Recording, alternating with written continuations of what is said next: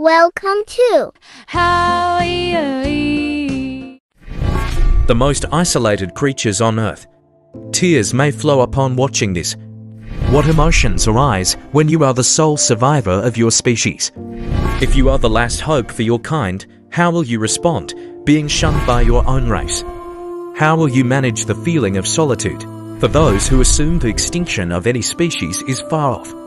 You are mistaken. The disappearance of certain animal species is much closer than anticipated. Allow me to recount the tale of the most isolated creatures on Earth, who are confronting their inevitable extinction.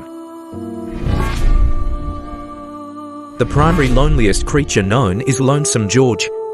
As the name suggests, he was a solitary Pinta Island tortoise Chelonoides abingdoni from Galapagos, and the last of his kind. The native Pinta Island giant tortoise was not considered rare in the 19th century, but the entire population was eradicated by humans. The tortoise was hunted for its meat, as it could survive for up to a year without food or water, due to its slow metabolism rate. Sailors found it helpful for long sea voyages. However, this practice ended in the early 20th century, when this species was deemed extinct. The discovery of Lonesome George in 1972 was, therefore, a miraculous event. At the time of his discovery, Lonesome George was around 60 years old, unfortunately. The zookeeper didn't allow him to live the way a typical 60-year-old would. Instead, he was constantly pushed to mate.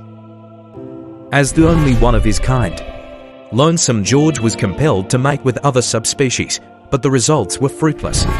He died in 2012, and the Pinta Island tortoise is now officially extinct. However, researchers believe that they are close to reviving this kind of turtle from extinction in the future.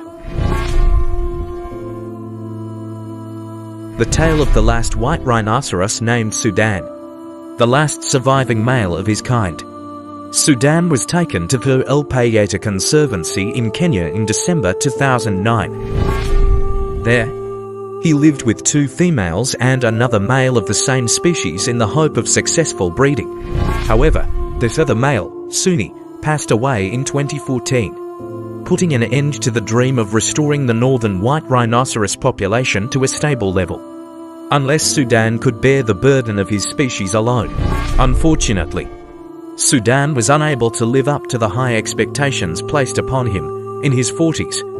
Sudan's sperm count has declined, making it difficult to mate for breeding purposes. His hind legs are also weakening, making it almost impossible for him to mount a female for mating, due to age-related problems and infections. He was euthanized and died.